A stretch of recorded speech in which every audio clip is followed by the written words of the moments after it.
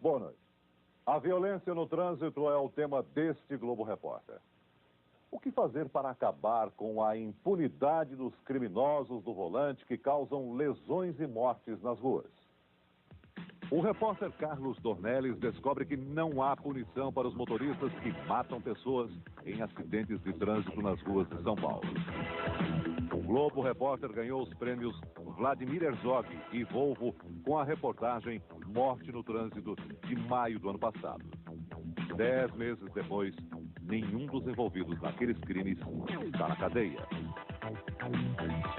A loucura dos pegas. O flagrante dos jovens que apostam corridas com final trágico. A luta para julgar o rapaz que atropelou e matou os 3 filhos de um casal. A dor de Isabelle, a única sobrevivente de um grupo de 12 adolescentes. Ao longo de um ano, 11 amigos dela morreram em acidentes de automóvel. E você vai poder dar pelo telefone a sua opinião sobre as causas da violência no trânsito. E vamos à nossa primeira pergunta. Você acha que se as leis fossem mais severas, haveria menos crimes no trânsito? Se a resposta é sim, ligue para 0800 10 33 11. Se a resposta é não, ligue para 0800 10 33 12. A ligação é grátis. Nesta semana de carnaval, centenas de brasileiros morreram nas ruas e estradas, vítimas da violência no trânsito. Em São Paulo, os números são especialmente elevados. Alta velocidade, ferro retorcido, corpo estendido no chão. Os 4 dias de carnaval não deram folga para as estatísticas. Nas estradas de São Paulo, 461 acidentes, 678 feridos, 49 mortes. São Paulo, uma cidade vazia, tranquila, mas só na aparência. Ruas vazias, números assustadores. 1.850 acidentes, quase 500 feridos, 14 mortos.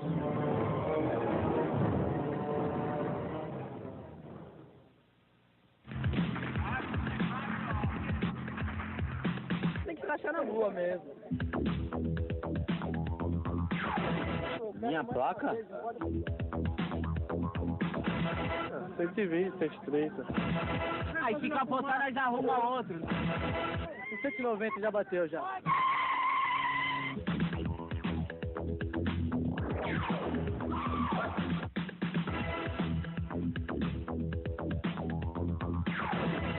No Brasil, morre no trânsito uma pessoa a cada 10 minutos. Nós, tristemente, como sociedade, banalizamos essa quantidade enorme de vítimas. O motorista não se sensibiliza mais quando ele ouve que no Brasil poderão ser 40, 50 mil mortos por ano. Números apenas talvez não impressionem, mas por trás de uma lataria retorcida como essa aqui, tem uma história, e são milhares delas. E em cada uma, quantas vidas? 1, 2, 3? Quem são, afinal, homens, mulheres e crianças que, de repente, se transformam num número a mais nas estatísticas de acidentes?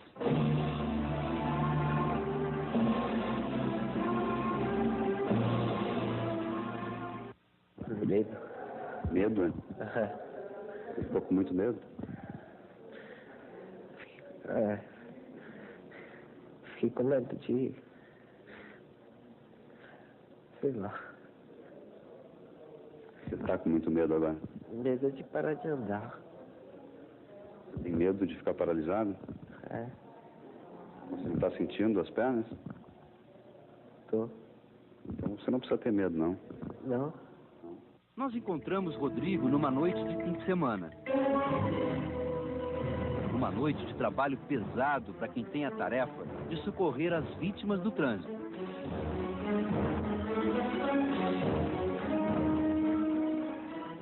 Esse é o comando central do 193, o serviço de emergência do Corpo de Bombeiros de São Paulo.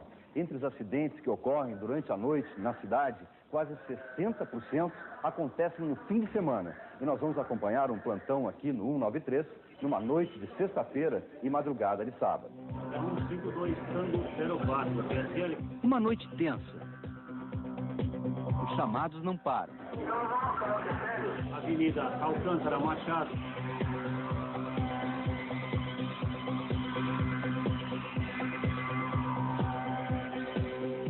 Alexandre, 22 anos, foi atropelado. O motorista fugiu. O jovem ficou abandonado na calçada. Alcântara Machado, que liga o centro à zona leste de São Paulo, se transforma no que todos chamam de pista de boliche. Os motoristas em alta velocidade atropelam tudo que tem pela frente. Olha só, é muito difícil de atravessar aqui, mesmo a essa hora. Não há fim de semana sem tragédia no meio da rua, hein? Já encerramos a apuração das respostas a esta pergunta. Você vai ver o resultado no próximo segmento do Globo Repórter. Na cidade de São Paulo, morre no trânsito um jovem entre 16 e 25 anos a cada 15 horas. Daqui a pouco, a loucura suicida dos rachas acaba sempre em morte.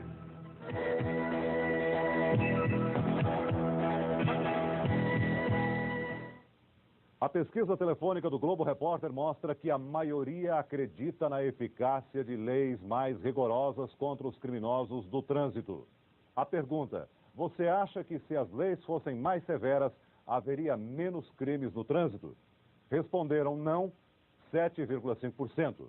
Responderam sim, 92,5%. O engenheiro de transportes Horácio Figueira, diretor da Associação Brasileira de Pedestres, acha que, mais do que leis severas, é necessária uma mudança cultural, pois as leis de trânsito que existem não são cumpridas. Você pode sair por aí hoje dirigindo e fazer qualquer tipo de infração que você não é punido. A probabilidade hoje de você ser punido no trânsito de São Paulo é muito menor do que você ganhar na Sena ou na Loto sozinho. Parece que as pessoas não têm interesse de acabar com essa farra, que realmente é uma farra, né?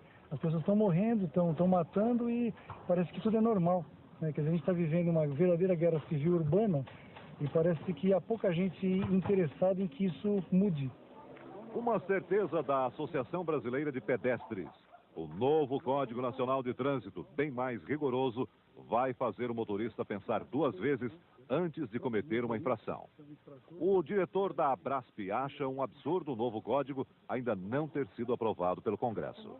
Cada dia que passa que esse código não é aprovado, a gente poderia, no mínimo, evitar coisa de 40 mortes por dia.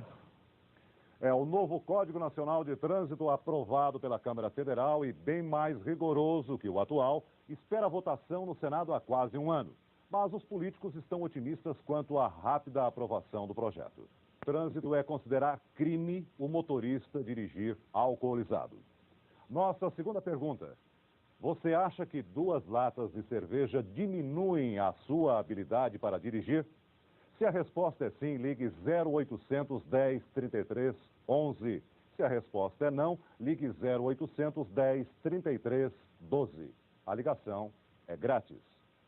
Um dos aspectos mais absurdos da violência no trânsito, especialmente nas grandes cidades, é o racha. O repórter Carlos Dornelles documentou essa loucura suicida na cidade de São Paulo. In World War II, the average age of the combat soldier was 26. In Vietnam, he was 19. Turbo, potência, pau na máquina. Os ases do volante se preparam para mais uma disputa. Sábado, 1 da madrugada, hora de racha no centro de São Paulo. Os rambos dessa guerra ocupam a Avenida Marquês de São Vicente. Esta reta é uma reta de 2 quilômetros, da Praça José Vieira de Carvalho Mesquita até a Praça Dr. Pedro Coral. Motos, rádio, radar. A polícia se prepara para o contra-ataque num outro lado da cidade. Não é para ter colher de chá, seja quem for, principalmente os nossos companheiros de farda, porque está cheio aí. O público lota a avenida, torce pelos pilotos. até imita o ruído dos motores turbinados. De repente,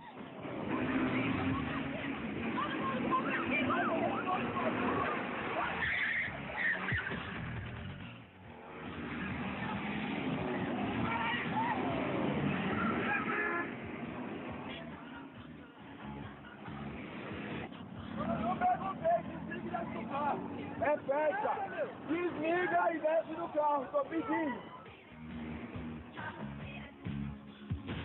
é uma questão de segundos. A multidão desaparece.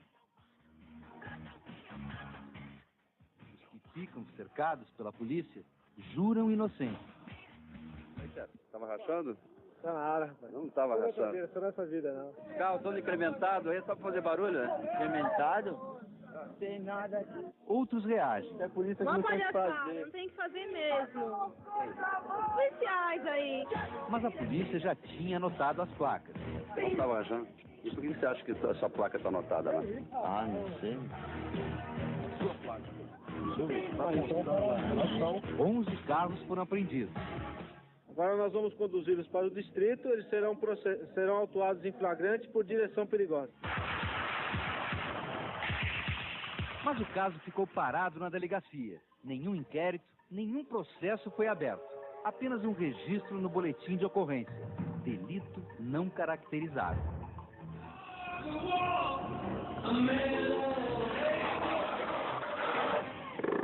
Vila Matilde, zona leste de São Paulo. Olha, eles estão se preparando. Param, vão se agrupando. É uma espécie de abertura oficial do racha aqui nessa região. Todos os carros vêm juntos, as motos. E agora começam a acelerar. Olha só a barulheira.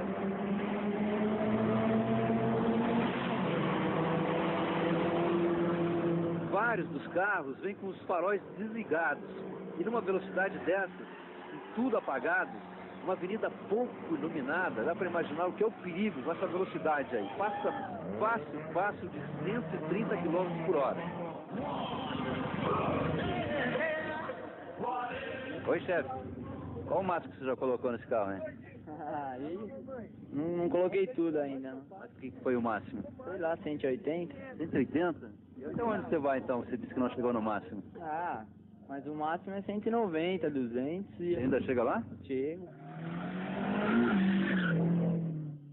Uma das coisas que mais impressionam aqui, ó, é a participação do público. As pessoas ficam no meio da pista, esperando os carros passarem. E passam muito próximos das pessoas. Você pode matar uma outra pessoa também. Ah, depende. Ninguém morre antes. Aê, mano! Toma aí como eu chamar!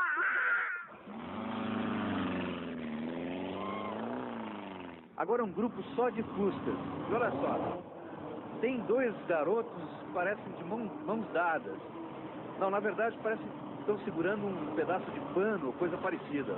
Muito próximos um do outro. E a toda velocidade.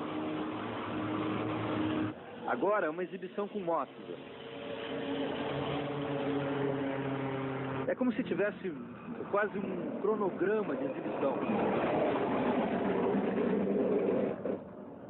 Essa caminhonete passa aí com frequência, no máximo de 10 em 10 minutos, com um jovem atrás fazendo malabarismos e numa velocidade incrível.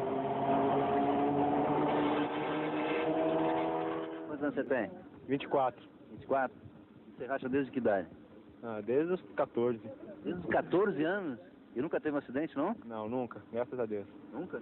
Você não tem medo de acontecer um acidente? Não, eu confio em mim e na máquina. É mó emoção. Você não tem medo, não? Não.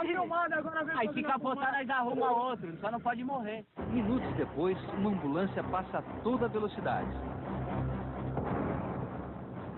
Menos de 2 quilômetros dali, uma caminhonete está destroçada.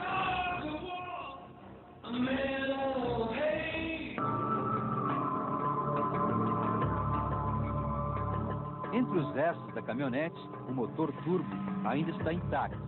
É um aparato de equipamentos para desenvolver altas velocidades.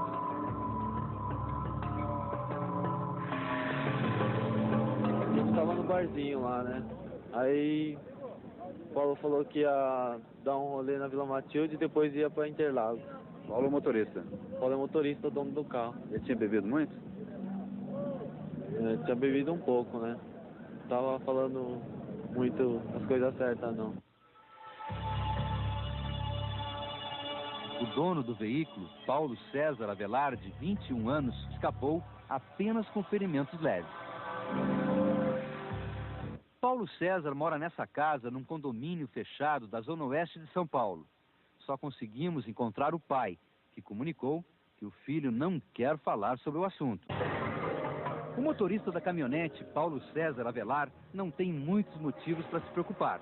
Ele está sendo acusado de triplo homicídio culposo, não intencional. Mas o inquérito se arrasta, as investigações são lentas. O processo tem tudo para ser apenas mais um a fazer volume nas prateleiras da justiça. Paulo César continua com sua carteira de motorista. Encerramos as respostas à pergunta: você acha que 2 latas de cerveja diminuem a sua habilidade para dirigir? O resultado no próximo bloco do Globo Repórter. A cada 2 dias morre atropelada em São Paulo uma criança de menos de 15 anos. Zilda e Eliseu perderam os 3 filhos atropelados por Vinícius Abrantes, que avançou um sinal em alta velocidade. Agora eles lutam por justiça.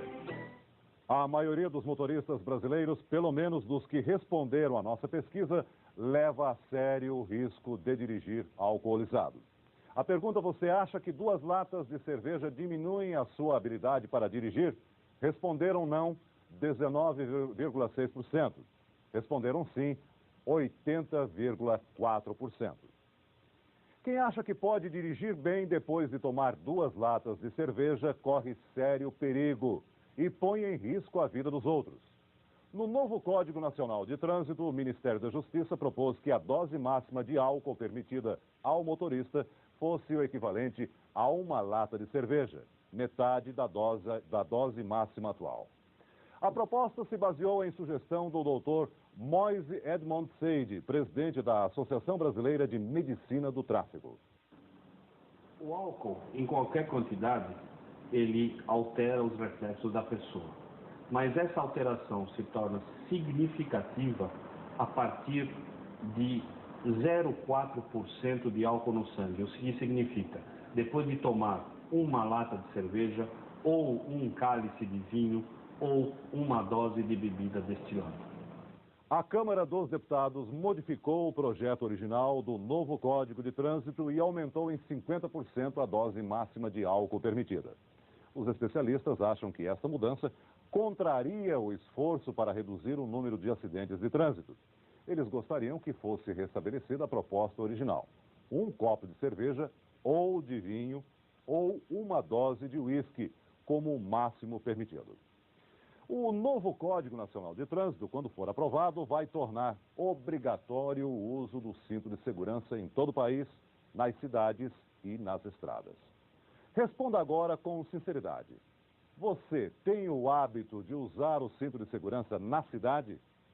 Se você sempre usa o cinto na cidade, ligue 0800 10 33 11. Se não usa sempre o cinto na cidade, ligue 0800 10 33 12. A ligação é grátis. O maior número de vítimas do trânsito no Brasil é de pedestres.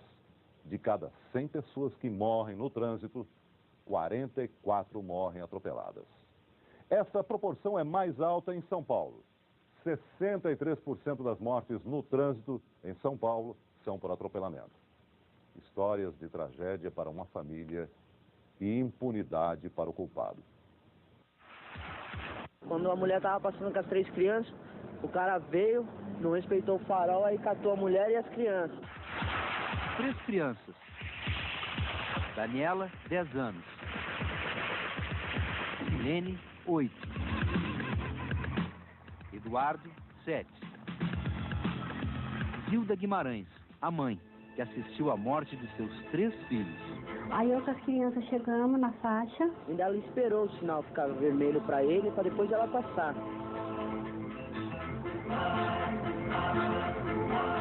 É costume da gente olhar, né? o carro já estava em cima da gente. Eu caí, eu lembro que eu caí, eu procurava as crianças, não achava. Ela caiu ali mesmo e as crianças foram voar lá, uns 50 metros. Lá naquele poste? Lá naquele poste. Vinícius aguarda julgamento e não quer dar entrevista. Vinícius, você tem esperança de ser considerado inocente?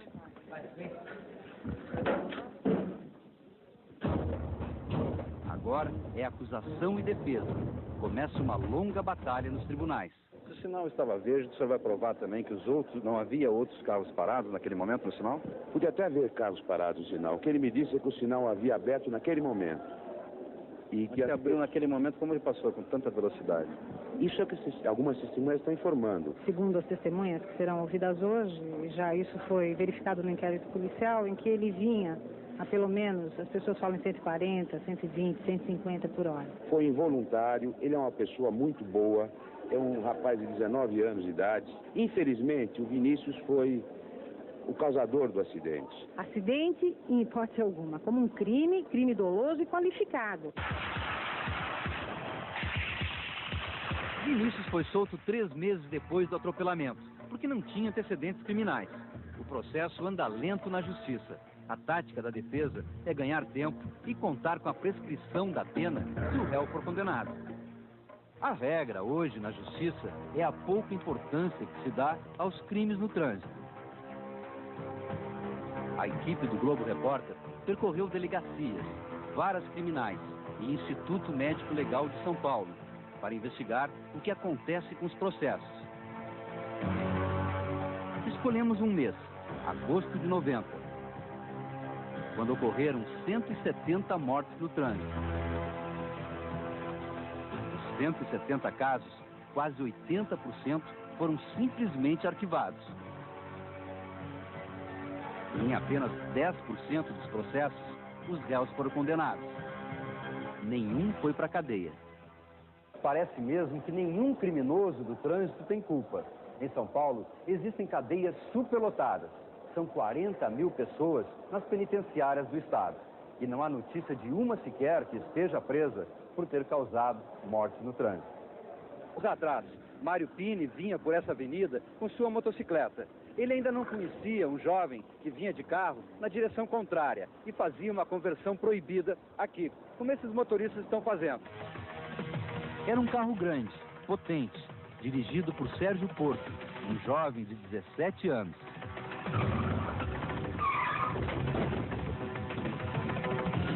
Eu caí, ele passou em cima de mim, né? A moto ficou presa no para-choque dianteiro. Para surpreender a moto, Sérgio Porto deu ré e, na fuga, passou por cima do corpo de Mário pela segunda vez.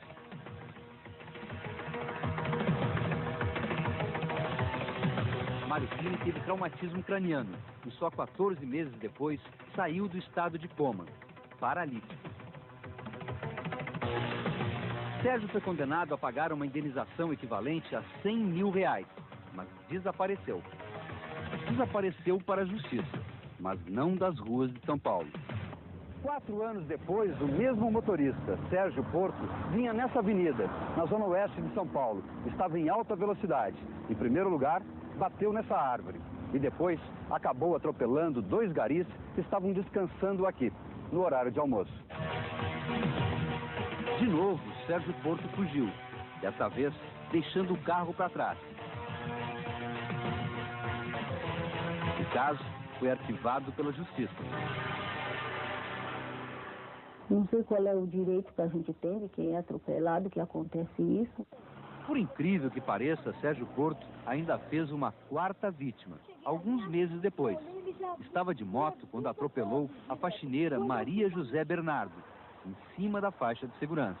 Veio de uma vez, aí quando eu cheguei ali, aí eu já senti que eu pus essa perna aqui, que eu ia dar um jeito de me defender, eu senti foi a pancada aqui nessa minha perna, que ainda tem a carne, tá inchada, né? Dona Maria José perdeu a mobilidade numa perna e teve que se aposentar. Eu tinha meu barraco, era na prefeitura, eu vendi.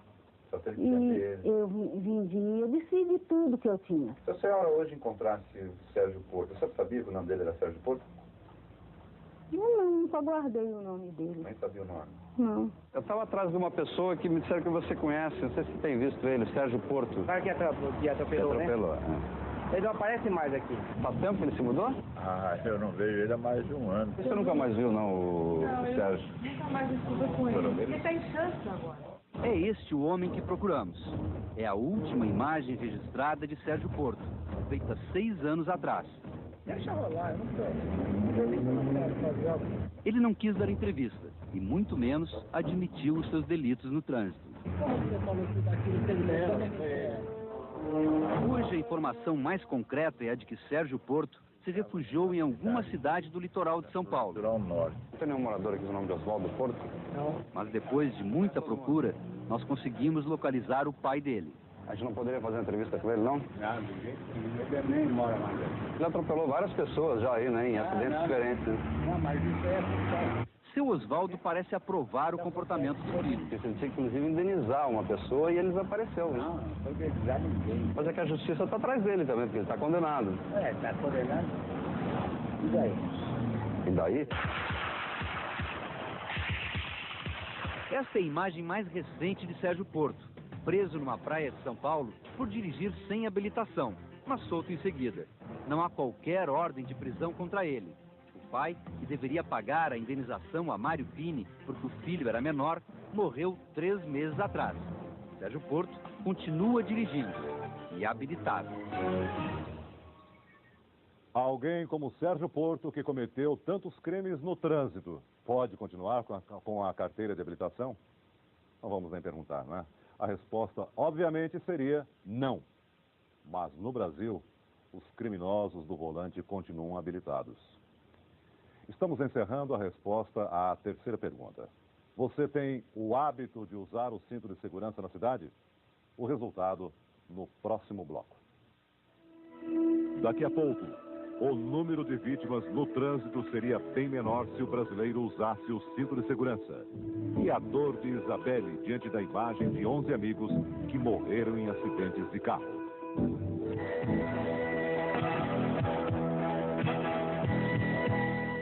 A pesquisa telefônica do Globo Repórter mostra uma diferença pequena entre quem usa e quem não usa o cinto de segurança na cidade. A pergunta, você tem o hábito de usar o cinto de segurança na cidade? Responderam não, 48,4%. Responderam sim, 51,6%. O inegável é que o uso do cinto melhora as chances de sair com vida de um acidente.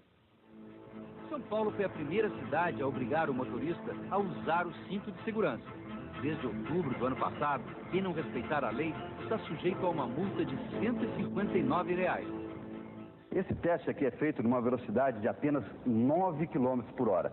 Mesmo assim, dá para se ter uma boa ideia do que acontece quando a pessoa sofre um impacto dentro do carro. Vamos lá? Pode? Viu o impacto principalmente aqui no pescoço, isso a 9 km por hora. Imagina então se você estivesse a 60 km por hora, no máximo, apenas 60 km. O impacto que o seu corpo teria seria de um peso de quase 3,5 toneladas.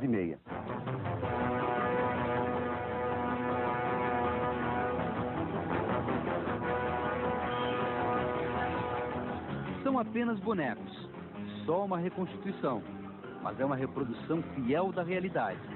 O cinto de segurança reduz pela metade o número de mortes em acidentes violentos. Renato Yamamoto não teve nenhum escudo para se proteger no dia em que foi atropelado, em cima da calçada. 8 anos depois do acidente em que perdeu a perna, o processo, pedindo uma indenização, ainda se arrasta de tribunal em tribunal. Um fato raro. Foi preso ontem em Maceió, Alagoas, um acusado de crime no trânsito. O estudante Fábio Cerqueira é acusado de homicídio culposo. Em outubro de 93, o carro que ele dirigia subiu na calçada, atropelou e matou o arquiteto Luiz Henrique de Barros. O estudante estava com prisão preventiva decretada desde a semana passada. Ontem, achado pela polícia, reagiu à prisão e tentou fugir no seu carro, mas foi parado a bala. O julgamento de Fábio está marcado para o segundo semestre. Pelo Código Penal, ele pode ser condenado a uma pena de 6 a 20 anos de prisão. Uma questão polêmica é a idade a partir da qual um jovem pode dirigir. Muita gente defende que o limite seja reduzido de 18 para 16 anos. Qual a sua opinião? A lei deve ser mudada para que jovens de 16 anos tirem carteira de motorista?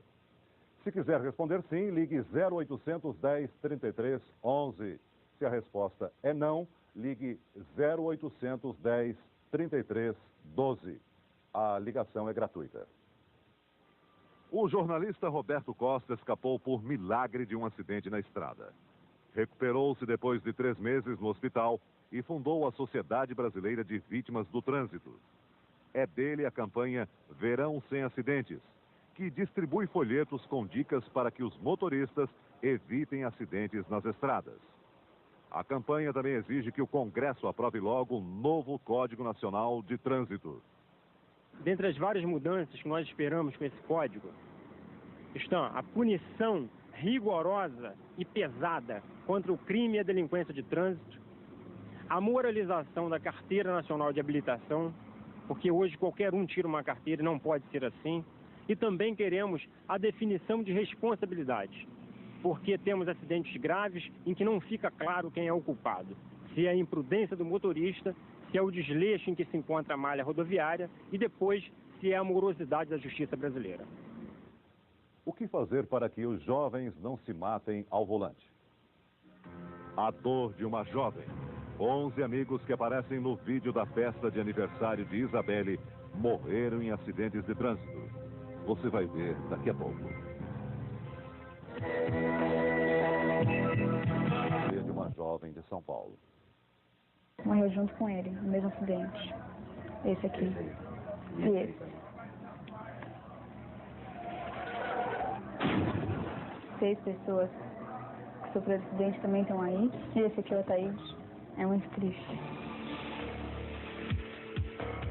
Se fosse uma guerra, talvez não fosse tão dolorido. Isabelle, 17 anos, nunca vai esquecer da sua festa de debutante. 12 de novembro de 1991. Cenas de um dia feliz. Cenas de uma festa que nunca mais vai se repetir. Muito. Saber que eu com 17 anos já perdi 11 amigos e... 11 amigos que estavam nessa festa. 11 jovens que morreram em apenas um ano.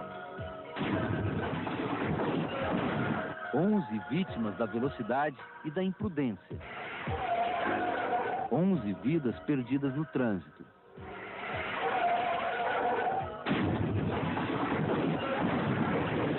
Se fosse uma guerra, não teria doído tanto. O primeiro sentimento, quando eu vi ali o corpo do Ricardo naquele carro, foi de perplexidade, da falta de sentido da vida, né? Uma vida que a gente vinha ajudando a formar, acabar de maneira tão estúpida. Antônio Ataíde, engenheiro, 48 anos, pai. Nós cumprimos o nosso dever de pais. Pai de Ricardo, um dos personagens daquela festa. Nós conversávamos muito sobre esse assunto com o Ricardo. Jovem, bonito e com todas as chances de sucesso pela frente. A gente fez isso tudo, mas a gente fracassou. Ricardo não conseguiu chegar aos 20 anos. Era 20 de janeiro de 94. Ricardo está morto. Ricardo tinha um motivo muito forte para estar feliz naquela noite.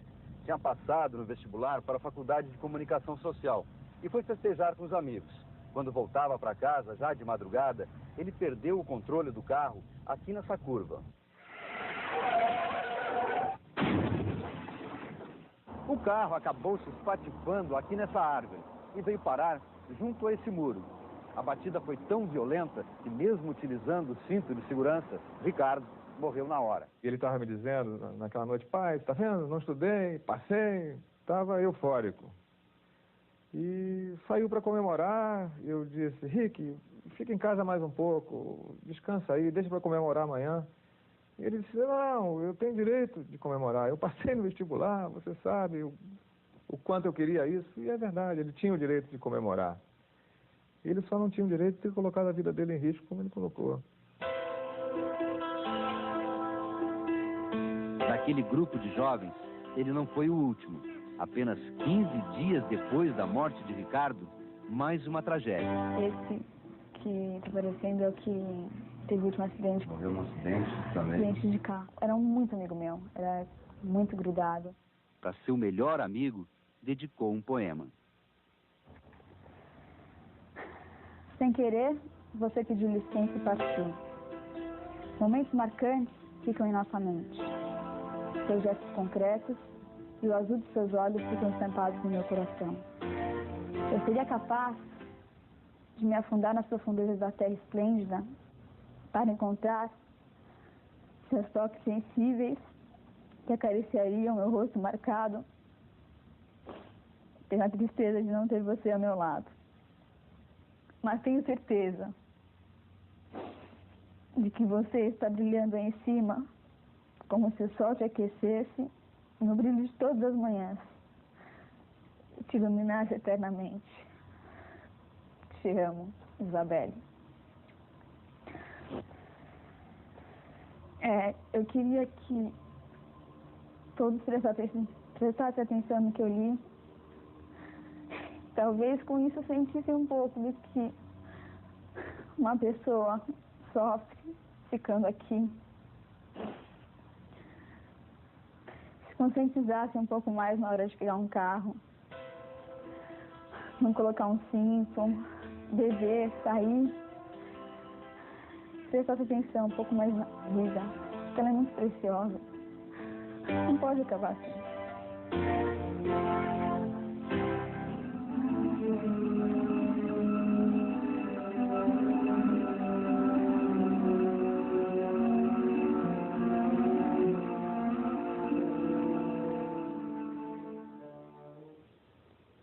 Jovens de 16 anos devem ou não dirigir? A pesquisa telefônica do Globo Repórter perguntou: a lei deve ser mudada para que os jovens de 16 anos tirem carteira de motorista? Responderam sim, 30,8%. Responderam não, 69,2%. No próximo domingo, volta do feriadão de carnaval, estão previstos imensos engarrafamentos nas estradas, muita imprudência e, como sempre, acidentes e mortes. Procure seguir as dicas da campanha Verão Sem Acidentes. Verifique as condições do carro. Só leve crianças no banco de trás. Use o cinto de segurança. Obedeça à sinalização. Só ultrapasse pela esquerda com boa visão. Respeite a velocidade máxima. Se dirigir, não beba. E se beber, não dirija. Boa noite e boa viagem.